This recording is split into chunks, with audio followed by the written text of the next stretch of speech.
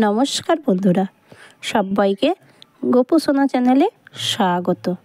বন্ধুরা, আজকে আমাদের আলোচনার বিষয় হলো চৈত্র মাসে কৃষ্ণপক্ষে পাপমোচনী একাদশীর ব্রতকথা বা মাহাত্ম্য। চলুন বন্ধুরা জানা যাক।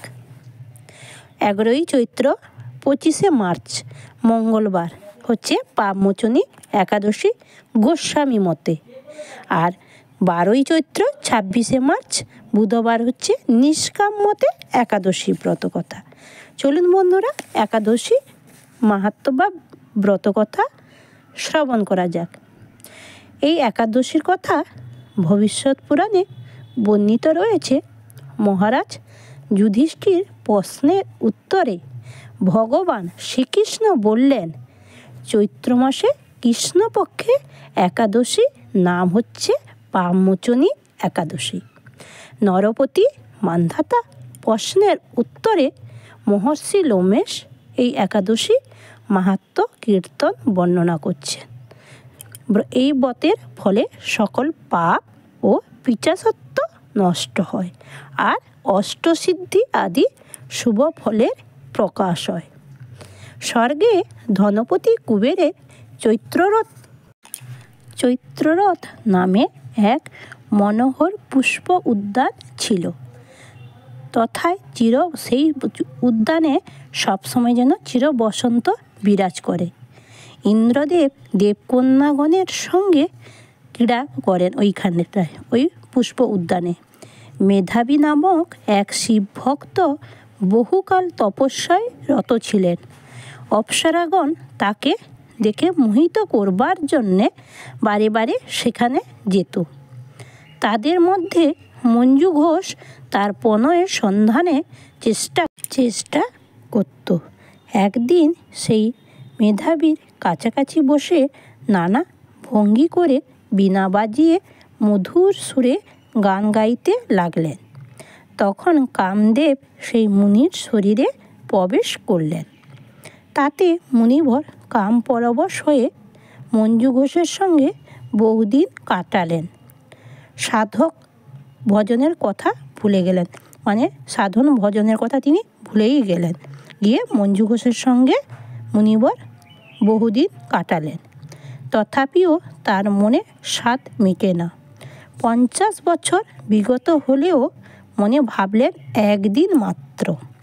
তারপর একদিন মঞ্জু ঘোষ বলল, এবার আমি গৃহে ফিরে যাব, অনুমতি দিন। তখন কামদেব মুনি বললেন, যতক্ষণ আমার সন্ধ্যা বন্দনা শেষ না হয় ততক্ষণ আমার কাছে থাকো। অপ্সরা বলল, বহুদিন গত হলো, এতদিন এসব তো তুমি কিছুই করলে না। মুনিবর চমকে উঠল তার কথা শুনে। ক্রোধান্বিত হয়ে তাকে বললেন, তোর সঙ্গে কামরসে আমার এতকাল গেল, কেবল লাভ হলো মহাপাপ ভার। সাধন ভজন ত্যাগ করে তপস্বী জীবনে সর্বনাশ আমার হলো। তুই কুলটা পতিতা আমার শাপে পিশাচিনী হবি। তখন মঞ্জু ঘোষ মুনির চরণ ধরে পাপমোচনের ব্যবস্থা চাইলেন। তিনি বললেন, চৈত্র মাসে কৃষ্ণপক্ষে একাদশী ব্রতে সকল পাপ মোচন হয়, তাই এই দিন উপবাস থেকে ব্রত পালন করবে। এইরূপ উপদেশ দিয়ে মুনিবর পিতার আশ্রমে গিয়ে তাকে নিজের তপভঙ্গ পাপের কথা জানালেন। তাঁর পিতা বিধান দিলেন, পাপমোচনী একাদশী চৈত্র মাসে কৃষ্ণপক্ষে ব্রতভঙ্গ পাপনাশ করতে সমর্থক। তুমি উক্ত ব্রত পালন করো। পিতার দেওয়ার বিধান মতো মেধাবী মুনি যথাযথভাবে এই ব্রত পালন করে পাপ ক্ষয় করলেন। মঞ্জু ঘোষও উক্ত ব্রত পালন করে পিশাচত্ব মোচন করে দিব্যরূপ ধারণ করলেন। ব্রহ্ম হত্যা, ভ্রূণ হত্যা, গুরুপত্নী হরণ প্রভৃতি সকল উৎকৃষ্ট পাপ এই ব্রতে সাধনে বিনাশ প্রাপ্ত হয়।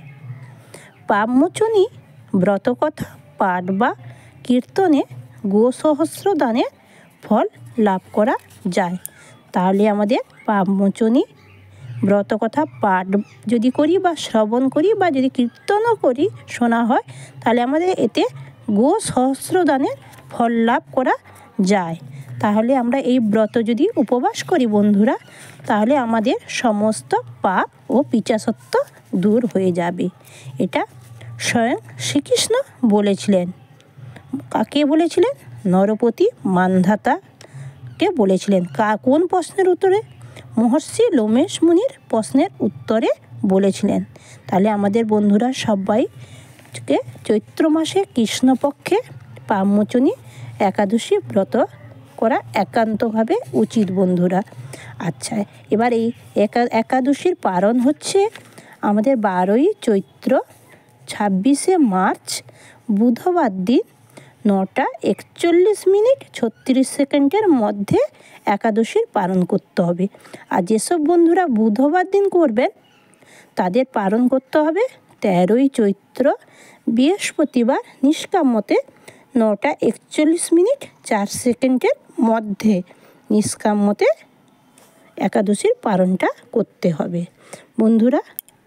এই হলো একাদশী, পাপমোচনী একাদশীর মাহাত্ম্য বা ব্রত কথা। এই দিন বন্ধুরা অবশ্যই 16 মালা হরিনাম জপ করবেন, পারলে বেশি বেশি হরিনাম করবেন। রাধে রাধে, জয় গোপাল, জয় নিতাই। হরে কৃষ্ণ কৃষ্ণ কৃষ্ণ হরে হরে, হরে রাম রাম রাম হরে হরে, হরে কৃষ্ণ কৃষ্ণ কৃষ্ণ হরে হরে, হরে রাম রাম রাম হরে হরে, হরে কৃষ্ণ কৃষ্ণ কৃষ্ণ হরে হরে, হরে রাম রাম রাম হরে হরে। রাধে রাধে, রাধা রানী কি জয়। রাধে রাধে, জয় গোপাল জয় গোপাল। হরি বল হরি বল হরি বল। বন্ধুরা আজ এই পর্যন্ত। সবাই ভালো থাকবেন, সাবধানে থাকবেন, সুস্থ থাকবেন। অবশ্যই এই দিনে একাদশী তিথিতে পঞ্চরবিশস্য বর্জন করবেন। আজ সবাই রাধা মাধবকে চিন্তা করবেন। রাধে রাধে। হে কৃষ্ণ করুণা সিন্ধু দীনবন্ধু জগৎপতে, গোপেশ গোপিতা কান্ত রাধাকান্ত নমস্তুতে। হে প্রভু, তোমার চরণে শতকোটি প্রণাম, রাধারানীর চরণে শতকোটি